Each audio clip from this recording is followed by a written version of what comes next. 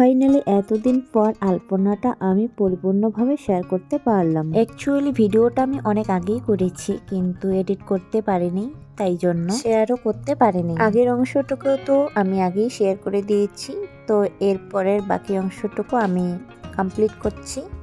তোমরা দেখতে থাকো কিভাবে করলাম। আমার নতুন এবং পুরনো বন্ধুদেরকে অসংখ্য অসংখ্য ধন্যবাদ আমাকে এতটা সাপোর্ট করার জন্য। হাই বন্ধুরা, নমস্কার সবাইকে। তোমরা সবাই কেমন আছো? আশা করছি সবাই খুব ভালো আছো, সুস্থ আছো, আর আমিও তোমাদের ভালোবাসায় আশীর্বাদে অনেক ভালো আছি। আমার এরকম কাজ করতে না ভীষণই ভালো লাগে, কিন্তু না আমার একটা দুষ্টু সোনা আছে, তার জন্য আমি কাজগুলো করতে পারি না। তো কি আর করা যাবে বলো, সবার প্রথম তো সংসার ধর্ম, তারপর যদি একটুখানি সময় বাকি থাকে তারপরে এক্সট্রা কাজ আমার করতে হয়। আর যে কোনো হাতের কাজ করতে গেলে অনেকটাই সময়ের প্রয়োজন। তো আমার প্রিয় বন্ধুরা, তোমরা কি ধরনের ভিডিও আমার থেকে দেখতে পছন্দ করো সেটা যদি একটুখানি কমেন্ট করে জানাও, তাহলে আমার বুঝতে সুবিধা হবে। সেই টপিকে আমি ভিডিও নিয়ে আসার চেষ্টা করব তোমাদের পছন্দ মতো, তাই না? সোশ্যাল মিডিয়াতে আজকাল ভালো ভিডিও কেউ দেখতে পছন্দ করে না তেমন, সেটা আমি এতদিনে ভালো করে বুঝে গেছি। আর ভালো ভিডিওগুলো ভাইরালও হয় না, সেটাও ভালো করে বুঝে গেছি আমি। আজকাল দেখছি মানুষের রুচি দিনে দিনে অধঃপতনে যাচ্ছে।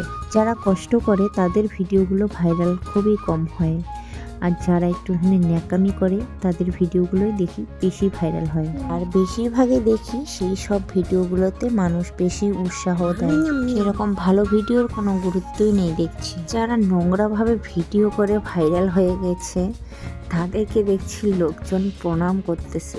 কি যুগ এলো সত্যি।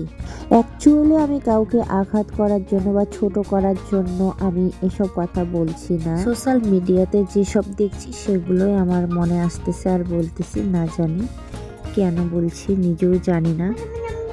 তবুও যদি কিছু ভুল বলে থাকি ক্ষমা করে দিও। আসলে এখানে কারো দোষ নয়, যুগটাই দিনে দিনে অর্ধপতনে চলে যাচ্ছে, কলিযুগ বলে কথা।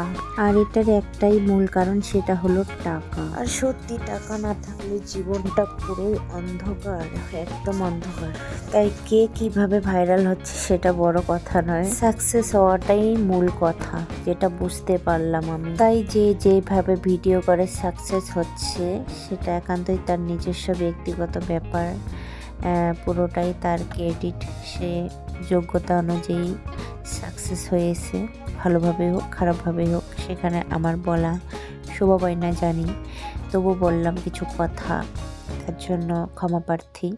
মানে যেটা হচ্ছে সেটাই আমি বাস্তবটা বললাম আর কি। হয়তো আমি এখনো সেই যোগ্যতাটা হতে পারিনি, তাই তো আজও আনসাকসেস লাইফ নিয়ে চলছি। সাকসেস লাইফ বলতে আমরা কি বুঝি? যারা টাকা পায়, মানে যারা সোশ্যাল মিডিয়া থেকে ভিডিও করে আর্নিং করে, তারাই সাকসেস। আর যারা শুধু ভিডিও করেই যাচ্ছে, কন্টিনিউ কষ্ট করে কোনো রকম কোথাও টাকা পাচ্ছে না, তারাই হচ্ছে আনসাকসেস, যেমনটা আমি। হ্যাঁ গাইস, আমি এখনো পর্যন্ত কোথাও কোনো অ্যাপসে টাকা পাইনি, এটা হচ্ছে আমার দুর্ভাগ্য।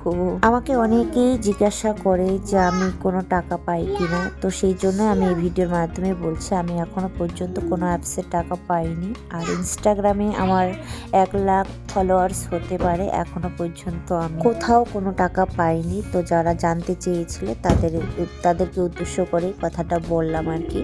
দেখো, টাকা পাওয়াটা এতটাও সহজ নয়। যারা কন্টিনিউ নিয়ম মাফিক সময় মেনটেন করে ভিডিও আপলোড দেয় কি, তারাই সাকসেস হতে পারে।